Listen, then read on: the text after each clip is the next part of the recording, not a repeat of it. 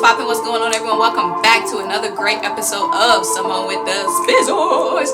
I'm Symone, bringing you guys the daily sports talk. So if you're new here, if you're old here and you haven't already, subscribe to the channel. Make sure you stop what you're doing. Make sure you leave a comment. Make sure you subscribe. Make sure you keep rocking with me. Also, make sure you turn your notification bells on, because as you can see, the videos are coming like boom, boom, boom, boom, boom, and you don't want to miss a single video or a single live stream. Also, make sure you check out the links down below. The first link down below is to buy me a coffee to fuel this channel that you also love so much. The second link down below is to shop the official Symone with this Sports merch collection. Get you the Symone Sports Classic Tee, the Symone Sports Wavy. Ooh, don't hurt them in that wavy tee now. Don't hurt them in that wavy tee. The last link down below is to subscribe to our podcast, Tough Calls, where me and Dylan have some of your favorite sports analysts, reporters, former and current athletes. Chop it up with us on the podcast, so if you don't want to miss out any of that conversation, subscribe there, guys. Let's get right into the video. Guys, today we're talking about the top, okay, not the top free agents, because top free agents gone, you know what I'm saying? They done signed that blank check. Top free agents gone. We're talking about the available free agents that the Eagles could, should, needs to sign before the start of the season. So that is what this video is about. I'm gonna spit off a few guys for you guys. Also, one thing I want to know, we spent 6 of our 9 draft picks on defense. I like that because obviously you guys know defense wins championships. We spent a lot investing in the defensive line. We also spent our 3 offensive picks on wide receiver, bolstering up that wide receiver core, offensive line, bolstering up that offensive line, and then also in the running back room. And I like that because you guys know that I really wanted to bolster up our wide receiver core and bolster up our running back room, and we did that. But we did neglect the cornerback position.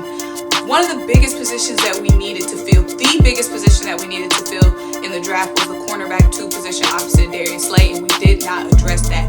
So it has to be addressed. ZECH McPhearson, our 4th round pick out of Texas Tech, he is a guy that will hopefully be a stud in the NFL, but I'm just not 1,000% confident going in with Avonta Maddox, ZECH, and Darius as our starting secondary. So especially Jonathan Gannon, our new defensive coordinator, is a defensive back specialist. He has a defensive back background. So we really expect our secondary to be a secondary that's extremely versatile and ready to create mixed matches whenever we need to, especially since our schedule came out yesterday. Go check out my schedule release video. We're playing some very high-powered offenses in the first half of the season. Some very high-powered offenses.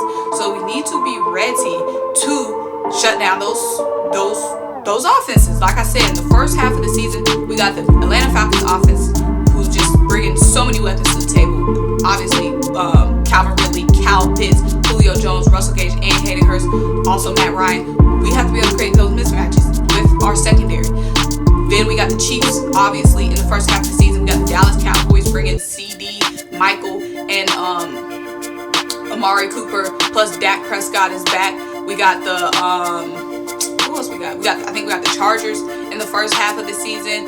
We got some really tough teams in the first half of the season, and we have to be ready. The San Francisco 49ers. We have to be ready to be able to create those mismatches in the secondary. So obviously, a lot of my free agents I think we need to sign are going to be on defense. Now let's start with number 1. Let's start with Richard Sherman. So obviously Richard Sherman is a very, very, very, very old vet in my opinion. He's older than Darius Slay. I don't want to age him. I want to say he's 33 years old. I should have looked at that.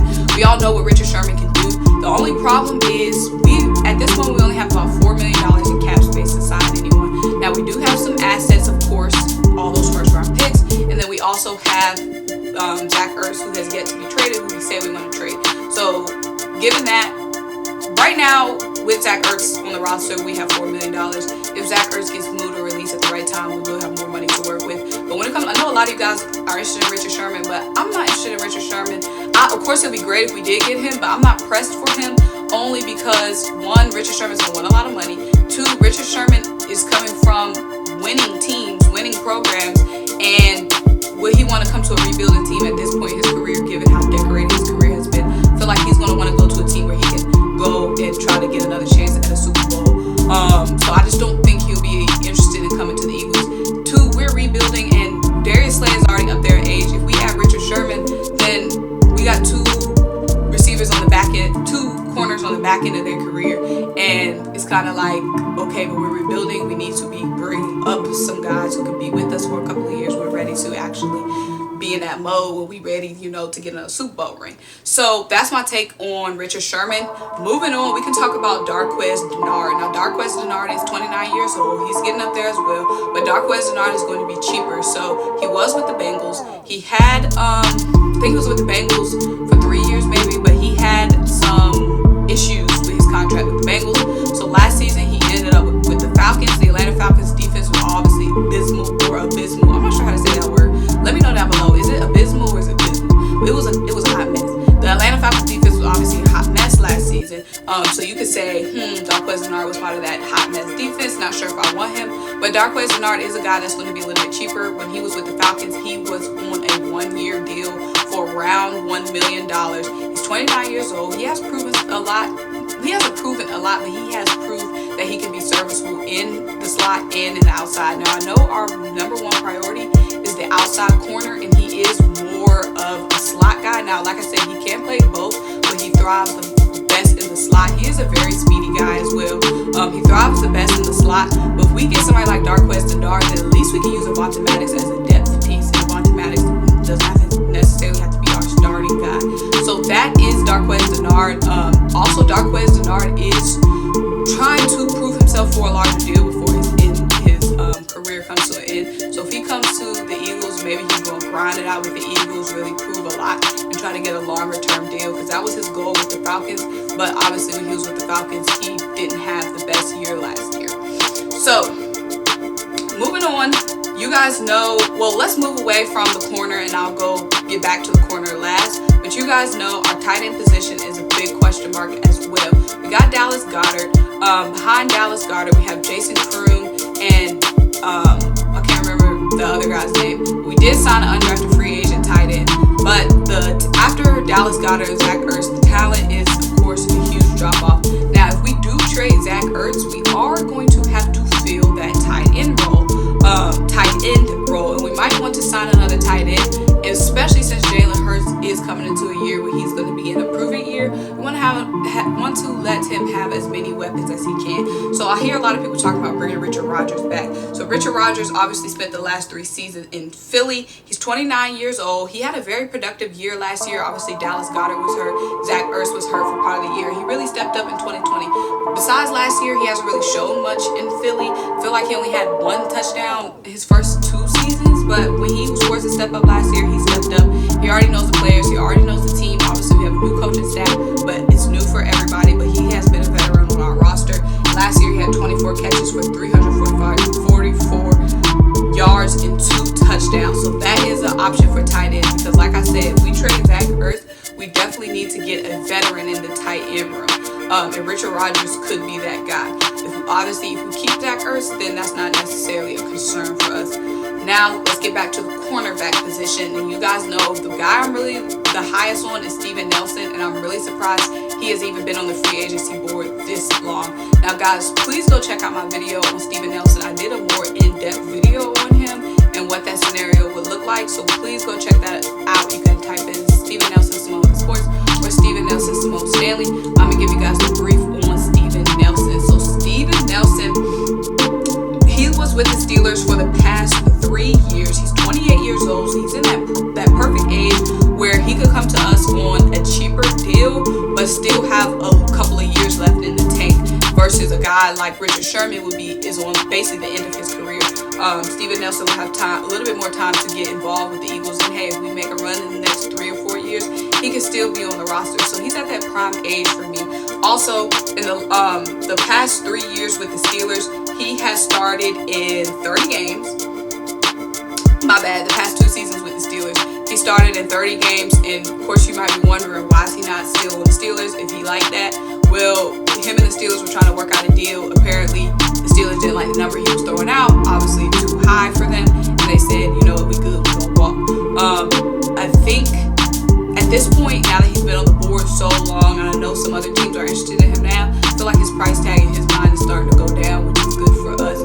So whatever number he was throwing out to the Steelers, I feel like it's much less at this point now that he sees how the market is valuing him. But he had 48 tackles, 2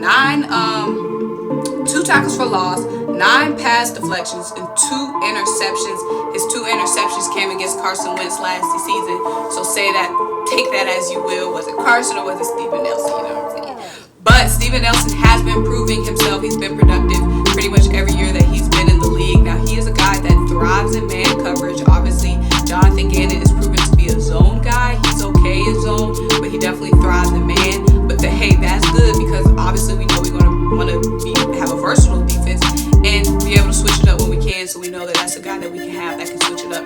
He also can play inside plus outside. So ZECH McPherson can obviously kind of find his role and get groomed behind Darius Slay and Steven Nelson. Plus, Avonta Maddox can get moved around as well. We won't have to use Avonta Maddox as much. So Steven Nelson is definitely the free agent that I have my eye on the most. We already signed 2 defensive players in Anthony Harris from the Vikings and also Eric Wilson from the Vikings.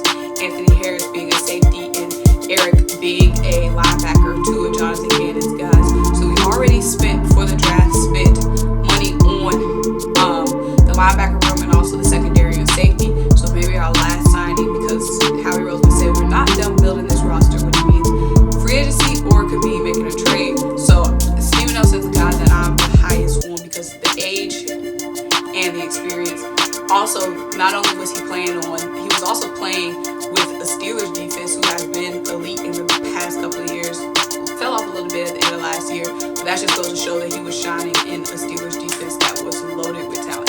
So let me know what you guys think. Is there a free agent that you guys want specifically? Do you guys think I'm on the right track when it comes to the free agents? I think right now we're definitely, the focus needs to be on the cornerback position.